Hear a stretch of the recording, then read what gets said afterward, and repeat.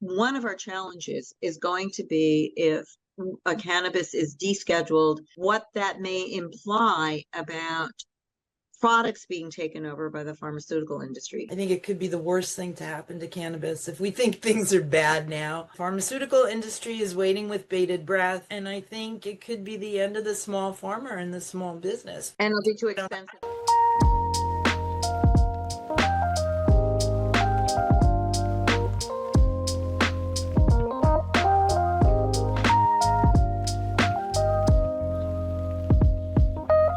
Welcome to the Flourishing Cannabis podcast, where I bridge the gap between the plant and technology while focusing on the human aspects of the relationships within the industry. I'm your host, Vienne, the Director of Marketing at Flourish Software, and I have two wonderful women who both hail from the great state of New York, a Dr. CJ Siegel Isaacson, the founder of Growing Renaissance, and Miss Ruth Randall, the founder of Green Sugarleaf Farms. Both of them are micro businesses here or in New York.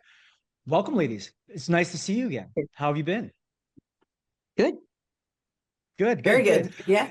Awesome. Like I said, I met the both of you through the Cannabis Farmers Alliance in New York. And why don't you tell the audience a little bit about yourselves? Dr. CJ Isaacson or CJ, you want to go first? And Ruth, you can finish up afterwards, please. Okay. My background is as a medical academic. I taught medical students and did clinical research for 25 years. Then COVID hit, I lost my job, and I moved heavily into cannabinoids with my son-in-law, so this is a family business, as I believe Ruth is also. And basically, we were in the first wave of allowed cannabis farmers. We applied, we got our license, and eventually we were able to buy a gorgeous piece of property in central New York. Wonderful, wonderful. And you're up and running, cultivating, doing all those fun things already? Okay. We have two relatively high-tech greenhouses. We are also hosting another farm where they are growing on our property. And we are in full, shall we say, flourish at this point. We're about to go into the bud stage of our summer crop. I believe Ruth is also at that point, and things are looking very good. We have an extraordinary grower who hails from the great state of California. And he's been with us for a few months now, and he's doing an amazing job of growing organically. Our greenhouses are unusual in that they are organic beds. They are not in pots. So we have worms and ladybugs and bugs that eat aphids and so forth and so on. And essentially, we're trying to replicate something of an outdoor environment indoor and be more ecological. We're mixed light.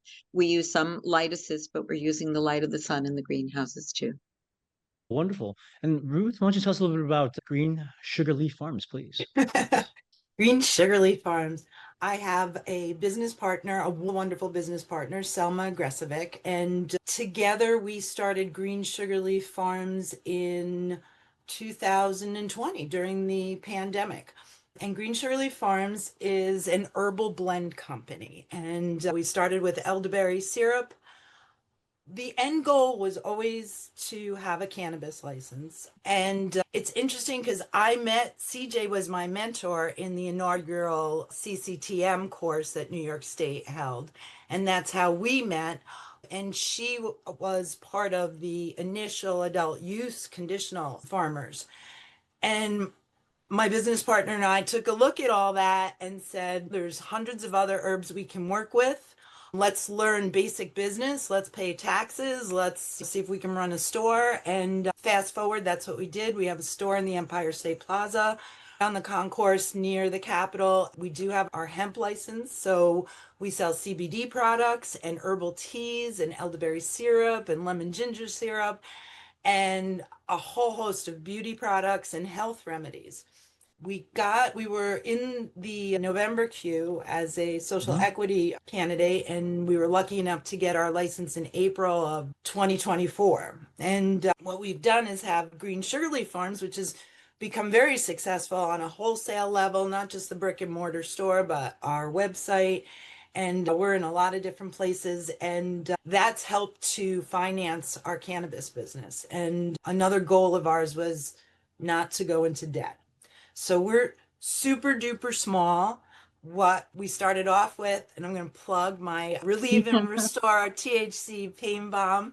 It's our first and only product, and we're in the capital region dispensaries, trying to build relationships with the dispensaries, doing pop-ups, and also advertising the dispensaries in our tea shop on the concourse when they have promotions and specials. So that's helped us to get into dispensaries, and we've developed some really nice relationships. But yes, we're cultivating right now. I've been growing for a very long time, and I grow outdoors exclusively, and I consider it an art, and I play music to my plants, and I am an herbalist all the way. I germinate my seeds in my mouth. I use all organic practices, including ladybugs, and a host of other organic methods. And plants are beautiful this year. And that's why I waited my whole life to get a license. And now I have it. And I'm so grateful it's legal, but it's been a challenge. It's been a challenge, a lot of challenges that I didn't anticipate. And I'm sure there's going to be more. Ruth is very actively on the board of the Cannabis Farmers Alliance. I'm a co-founder of Cannabis Farmers Alliance and was at one point on the board. We've both been very active as advocates for small farmers, small cannabis farmers in New York. By the way, I should put a plug for our brand. Right now, our brand is called Royal Leaf. We are in about 60 dispensaries in New York State at this point, and we have a wonderful person on our team who is an amazing salesperson, like Ruth is an amazing saleswoman. And so we look forward to expanding essentially. Anyway, but getting back to this, I think that what we're going to focus on today, if I understand, is a little bit about the challenges that small farmers are facing, small cannabis farmers face in New York State. Is that correct, Vienne? Yeah, great transition. Ruth had just mentioned that there are some challenges that she's been experiencing, and I assume that's due to some of the regulations that are in place or lack thereof. I wanted to open up. Both of you have micro businesses, which allows you to essentially be vertically integrated. But there seems to be some challenges, some limitations with those micro businesses. Maybe some things that were assumed were going to happen, and they got pulled from the rug. But why don't you two expand a little bit about the challenges of opening a micro business in New York right now? Do you want to go first, Ruth? No, go ahead, CJ. Okay. What I was going to say is I would say right now there's a lot of things that we think that would really help micro businesses compete with somewhat micro and medium-sized businesses. I want to include the small cultivators with us too, that yes, micro businesses are vertically integrated, but I personally feel very strongly that whether one chose that route or the route to be a cultivator without those perks and have a somewhat larger canopy, the challenges are very similar. I would say that the biggest challenge, and that has certainly been unfortunately exacerbated by the recent news that BioTrack was going to be a strategic partner with Metric, is the topic called inversion, which I think most of the listeners are going to be familiar with, but just defining it, it seems to be defined as basically out of state sellers that have no business selling in New York. And there are all sorts of shenanigans that are worked out so that it's hidden, but it's estimated that somewhere between 20 to 80% of all products on New York State shelves don't come from New York State. And it's supposed to be 100% of what's on the shelves at legal dispensaries is New York State.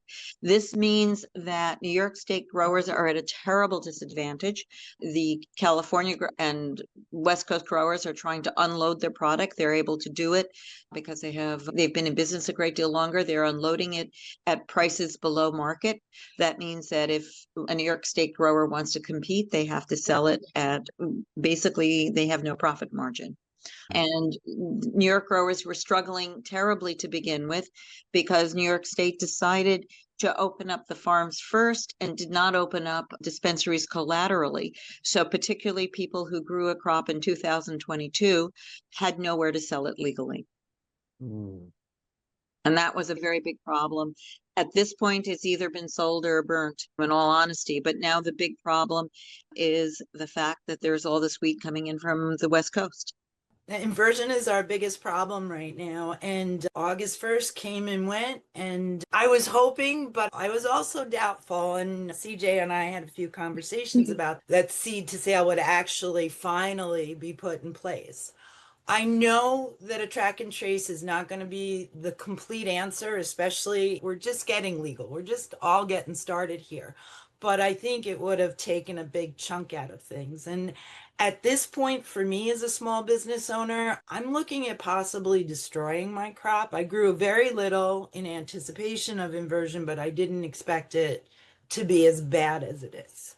And it is bad. And you know what, when you say things 20 to 80%, I think that number is 50 to 80% of Oh, the wow. cannabis that is on New York State legal dispensary shelves is marked with New York State numbers, but comes from elsewhere. And it sounds so crazy and bizarre, but when I first heard that there were 3,000 illegal dispensaries in New York City, I thought that was crazy. But I think we've all come to accept that at one time that, and maybe still today, that's a real number. Yeah, there's been inversion is probably the number one problem, the number one reason that there won't be profitability for the small business person. And then there's a host of other issues too. We were told we wouldn't have to compete with the ROs and the MSOs, and they were allowed in 2 years early, and now they've even had their $20 million entry fee lowered to $15 million. The dispensaries that got the proximity letter, that's Yeah. jolting. Everybody's over it now, thinking that there'll be answers, and there probably will be, but that's really stressful. And they receive letters with, I think, the suicide hotline number attached to it. It's really discouraging. But I guess that's what happens when you build a plane and fly it at the same time. But I think we got to go back and patch some holes. You bring up some great points there, Ruth and CJ. We, as third-party integrators, were ready to go on August 1st. We were ready. We were getting the BioTrack information, the license information, the UBIs from our clients in order to report up to the states. We were ready for this, and it was pulled from under the rug from us as well. So, not just us, but some of the other, I'm sure all the other third-party integrators are worried about what's going to happen next. I read an article that we're looking between 6 to 12 months of some sort of action, but as you mentioned, that leads to more inversion. And my next question is long term, what do you see what would be what would be the best for microbusiness? What would be the best for the small farmers? You are representing the small farmers with the CFA. Is there an end in sight? Is there a light at the end of the tunnel per se in these next 6 to 12 months if it's with the OCM?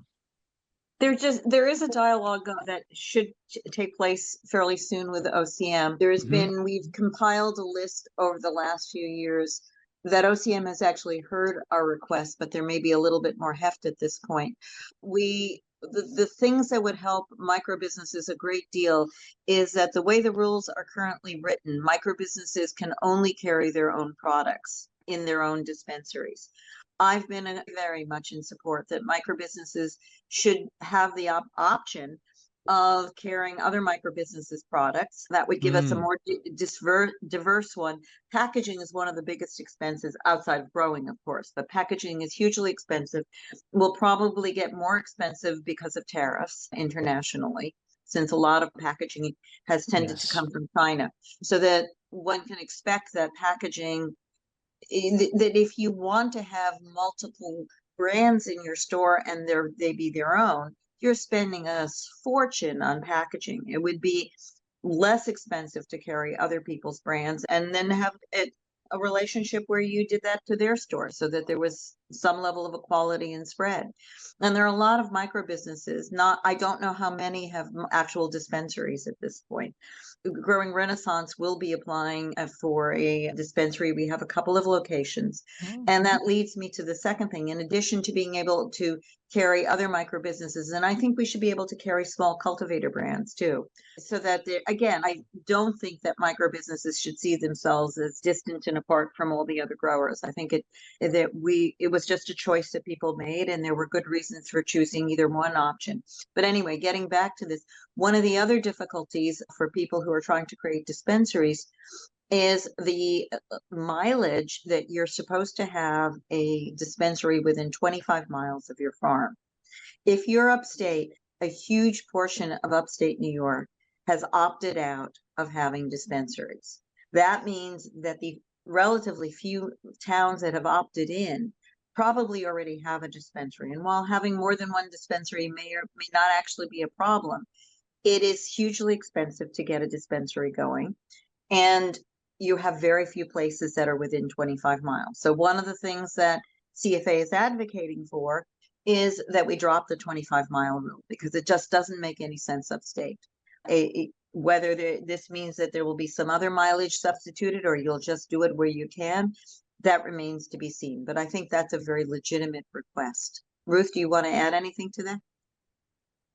Yeah, we have a few requests that we've put forward, we being the Cannabis Farmers Alliance, through our attorney to the Office of Cannabis Management. And we've also forwarded some of these things that CJ has mentioned to the governor's office, and we're currently discussing them. In addition to what CJ has pointed out, we're also proposing that for retail, that micros can join together and do a cooperative on a retail to be able to deliver directly to the consumer without a retail. We all have to store Without our brick and mortar. facility. Yep. The CFA recently did a survey of its membership, and this is true in my case as well. My business plan encompassed selling direct to consumer. Obviously, Okay. when I sell to dispensaries, they're increasing their profit Your 50%. wholesale. Our number. Yeah. I'm like Right. struggling with that. Is not a number that I sell elderberry at or any of my other products, and I understand dispensaries have a lot of bills, and I still want to wholesale, but at the same time, I was anticipating special events to really help boost my sales and maybe eventually someday pay for my retail establishment. I was hoping to be able to deliver. Think of a Tupperware party model. Yeah. And we were not only pitched, we were promised these things when we were part of the CCTM inaugural class. And the emphasis was on cannabis compliance, training and mentorship. And I was fortunate enough to be on the December queue, which enabled me to get a license. The vast majority of people that I was in this class with, and we had to go through a whole interview process too, and talk about our years of growing experience to the New York State Department of Labor, and I think an OCM, and they did an interview process. They had, I think, over 1,000 applications, chose 200 people, and the majority, like I said, are on that December queue.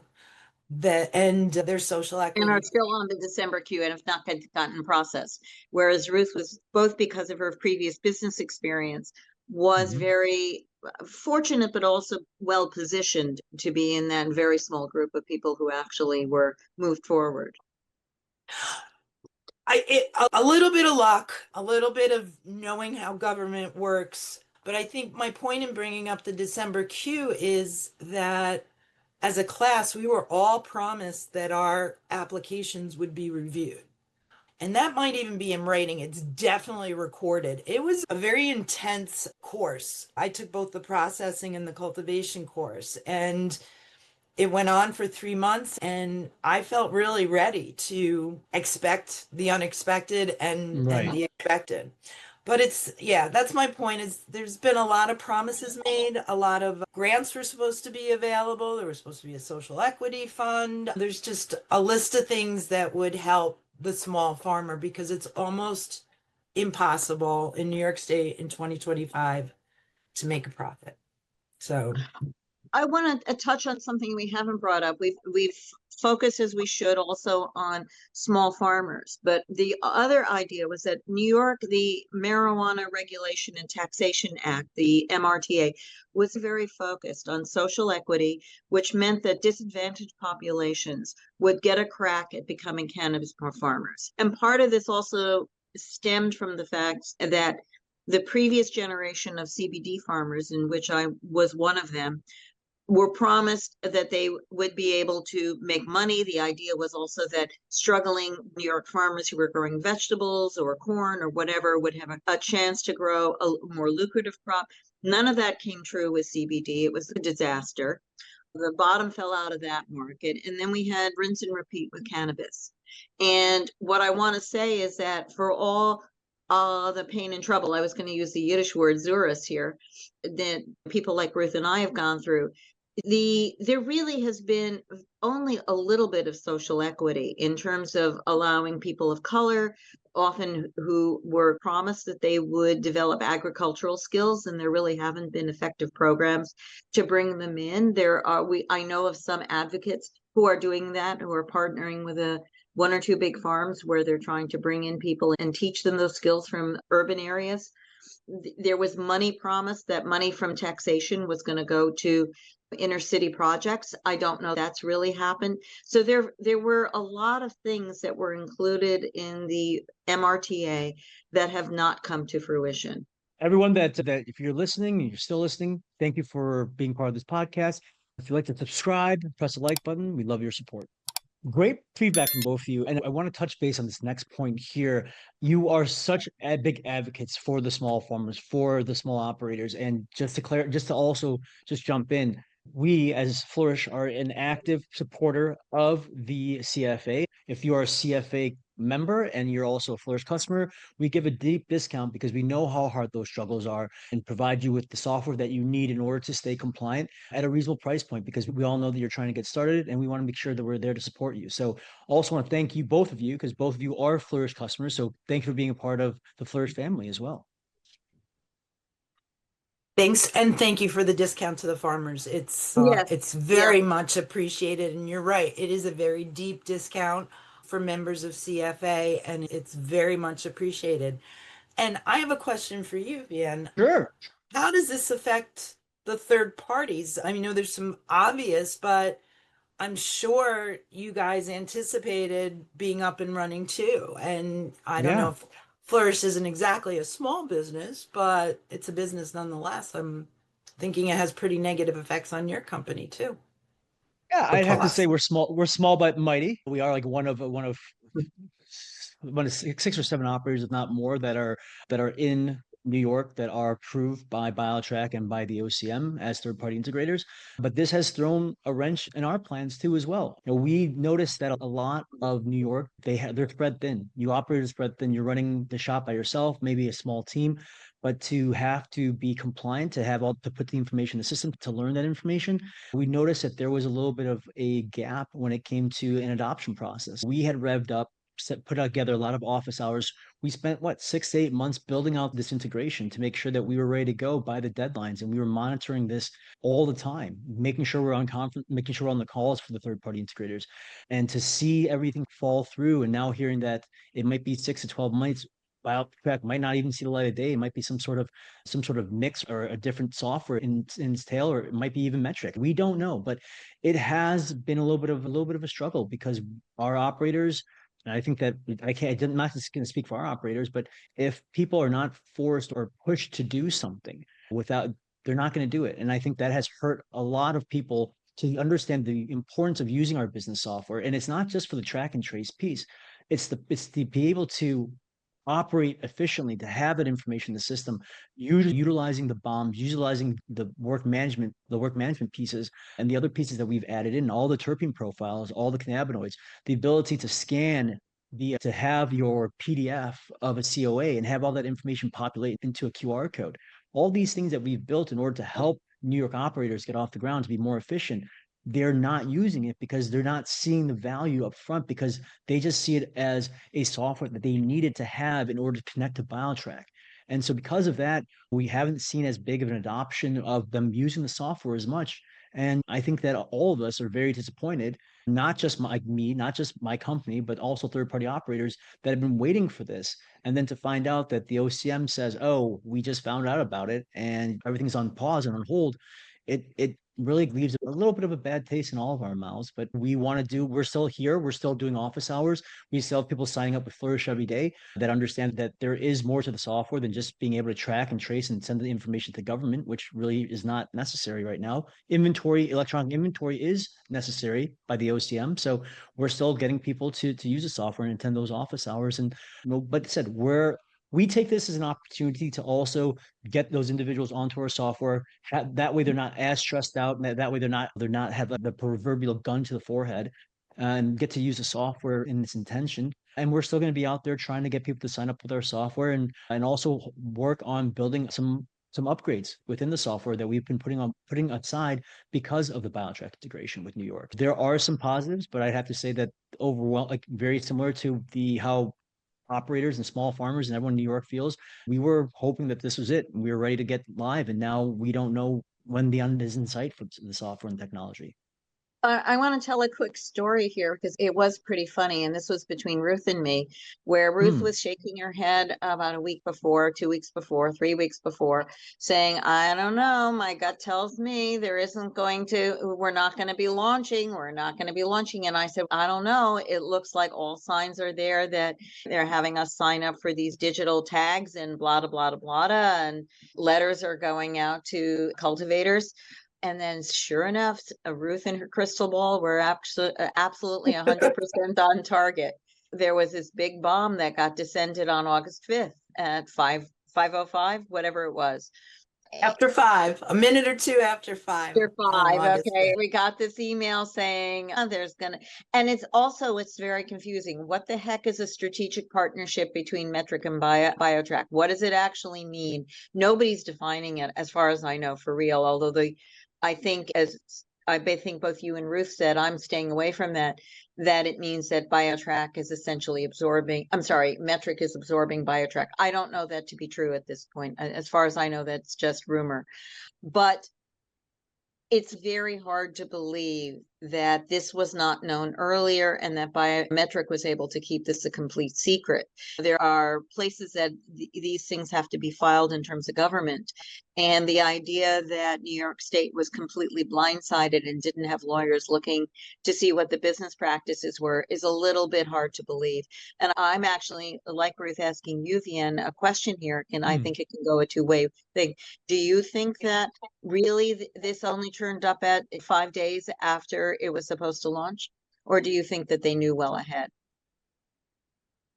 I could always add to the speculation, but I would have to say that two companies this large and not having any finding out hour zero, it doesn't seem probable, but stranger things has happened. I think that's the political way I'm going to phrase that. But like I said, we'll see what happens. You're right. We have no idea if this strategic partnership means that Metric is going to be taking over all of the government track and trace contracts within this, not only the state of New York, but throughout the country for BioTrack. We don't know if this means it's going to be a certain flavor that's going to allow us to still connect to an STS version of BioTrack government. Doesn't know if this is going to be the end of the digital tag era for BioTrack and now the initiation of the RFID tag for Metric. So there's a lot of questions out there, and hopefully the OCM can provide additional guidance here within the next couple of weeks or so, because I think all of us are sitting on our hands waiting to see what happens. But the information's out there. An article is saying that it's going to be 6 to 12 months, and that does not sit well with us at all. And I don't think it sits well with any of those operators either. One of the questions I have is software is in a continual flux of change anyway. What would have been so terribly horrible about launching with BioTrack as planned and then at some point changing things? What would have been so horrible about that? I don't think there's a great answer that I can give, besides for the fact that we were ready for it. We were excited to be actually have get this project launched, like officially launched. And I think that the sentiment within was, let's get everyone on BioTrack. Let's help our customers out. Let's make sure that we're doing this right. But I don't think to answer your question, I don't think there would have been anything bad about launching it and then figuring out in 6 months that, hey, we need to update some things. I think it could have been done, but I do think that there are some things going on behind the scenes behind this strategic partnership that is leading, or as you've mentioned, that there might be some additional forces at work from the West Coast that are causing this delay to be as long and prolonged as long as they can have it.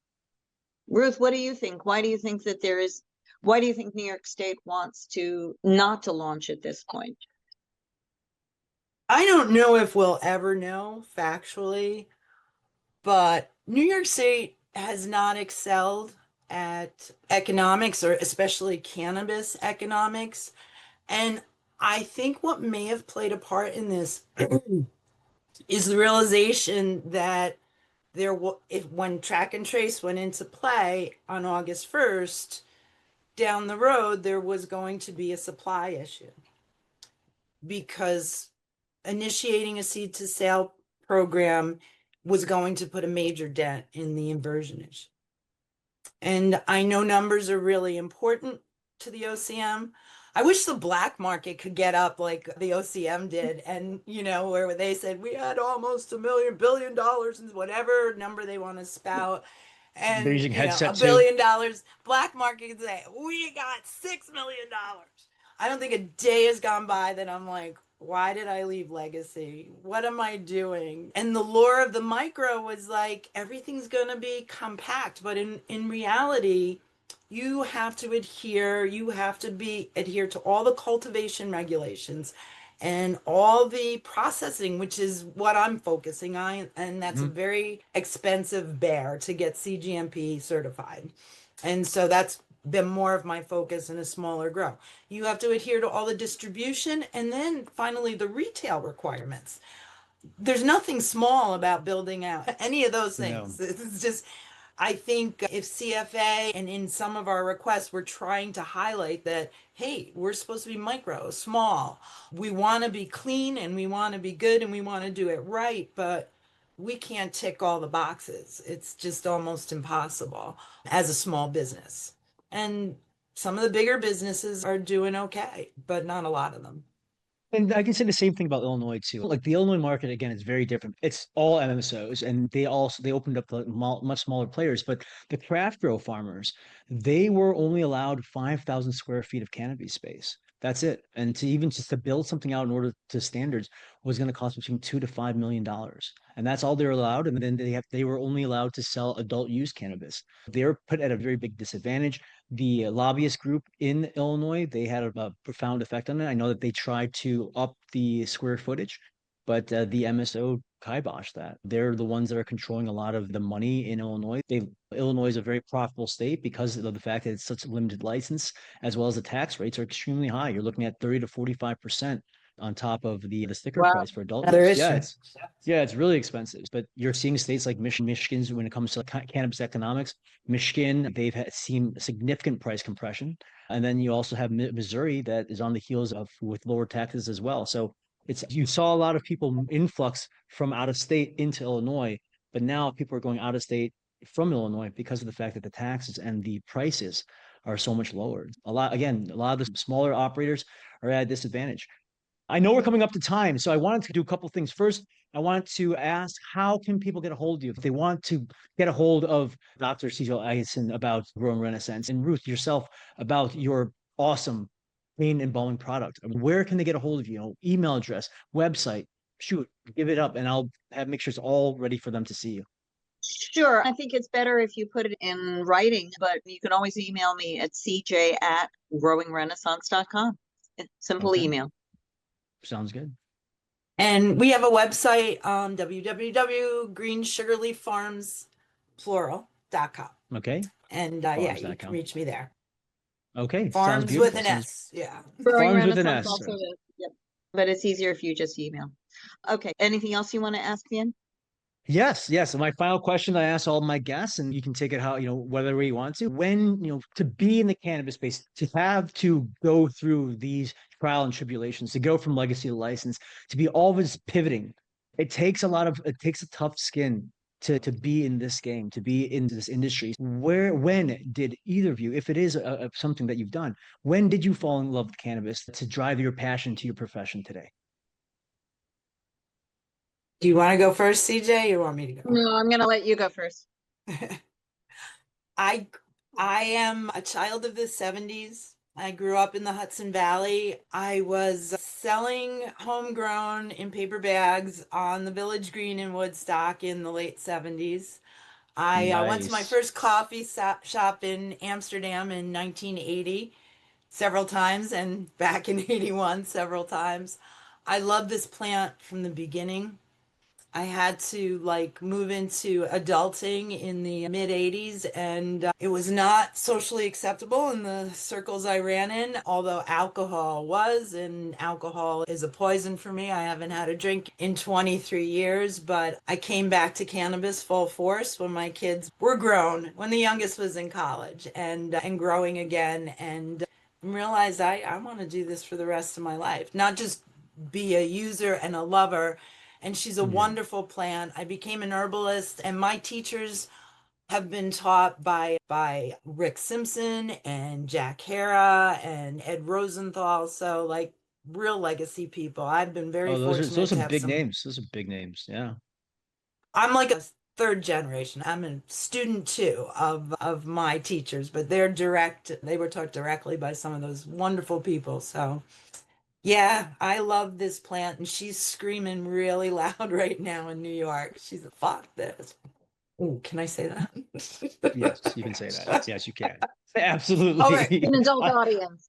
And I yeah, told exactly. You gotta be 21 over to listen. Like, hey, Yeah, we're all adults. We all speak. We're all in the cannabis yeah. space, and I've really cleaned up the way that I talk. But sometimes I can code switch here and there. Oh, But thank you for sharing that with us, Ruth, very much. Dr. Siegel, Isaacson, CJ, my dear friend, tell me about your little bit where you I got this passion it's for how to interesting get in. because I came from it from the more the science point. I think Ruth and I complement each other really well on that.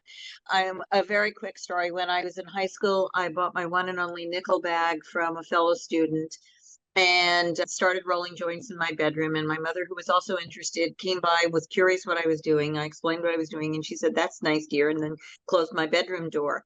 I had a really hard time rolling joints because it was really it was there was no weed in it. It was completely just sticks and little branches. And it took me literally about 50 years to realize that I had sold something that didn't contain any weed, and that was why I know that it had absolutely no effect on me. But coming to the current time, my son-in-law to be at that point was very interested in both the uses of CBD hemp and the uses of cannabis. And he was talking about all the research that had gone in Israel, which is really the home of cannabinoid research. And so I started going as a Dr. scientist. Raphael Mechoulam, right? If I'm not Meshulam, mistaken. yeah, Yeah. Hmm. amazing man who only died recently in his Yeah. 90s. I had the great fortune to meet him at a conference. He was in his lab every day, I think pretty much until the day he died. Amazing Yes. man. And he is the person who discovered the molecular Yeah. structure for formula for both Hmm. CBD and THC. He's also, as I understand, his team is also the one who developed a very potent chemotherapy based on THC, molecular switch in THC. Anyway, but the point is that at the time I came in, you could pretty much read through the scientific literature pretty quickly, like within a few months, the Hmm. biggest articles. There wasn't that much out there. Some of it was very well done. But part of it was in the United States, it was almost impossible to get your hands on legal THC. You had to go through the government. It was very complicated. And then there was, I hate to go through this because it's really boring to say, then there was the agricultural bill of 2018, but it made CBD hemp illegal. I think one of the challenges, I'm sorry, I am jumping ahead here.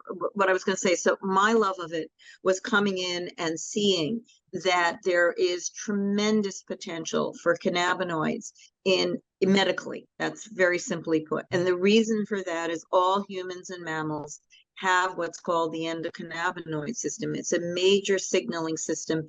It's interesting because when I was teaching at Einstein, it was not being taught to medical students. And during one of the seminars that I did, I talked about that so they'd have a little background. One of my assistants, actually in a separate business, has gone on wonderfully to being a medical student at Downstate in New York. And she says she is being exposed to the endocannabinoid system. They are talking about it as a major That's signaling amazing. system along with other hormones. So it's very important we understand that the reason it has these medical effects is because we're wired to be that way, very simply put. Okay. And I want to bring up that one of our challenges is going to be if a cannabis is descheduled. In other words, I think extremely inappropriately, it is considered as dangerous as a drug like heroin. That's ridiculous. Anybody, It's ridiculous. It's it's ridiculous. completely ridiculous. Okay. And Trump is talking, as Biden did, about descheduling it to Schedule Schedule 3, three. Reschedule which would Schedule put it 3. on the same level of danger as Ambien and medical products like that. Ruth, I think, is more of an expert on that. She has some connections to the pharmaceutical industry, which I don't, about what that may imply about products being taken over by the pharmaceutical industry. And Ruth, do you want to close with us and talk a little bit about that? Well, I know we're coming close to the end, but I'll just from a personal viewpoint, I think it could be the worst thing to happen to cannabis. If we think things are bad now, I think rescheduling as opposed or descheduling is where we need to go. We don't need Right. it. It is not it just doesn't, this plant does not belong on a schedule. And we will be opening up. I think the pharmaceutical industry is waiting with bated breath. Mhm. Cigarette companies aren't selling as many cigarettes and their machinery is all ready to go. The beverage industry all ready to go. And I think it could be the end of the small farmer and the small business because there are already pharmaceutical laws in place to address Schedule 3 drugs or 2 or wherever it lands up. And they don't include the cultivator's barn. Yeah. And CGMP will not be enough. You're going to need a pharmacist on staff. And that. And it'll be too expensive. Thank you, both of you, for your time today. Dr. CJ Siegel Isaacson, Miss Ruth Randall.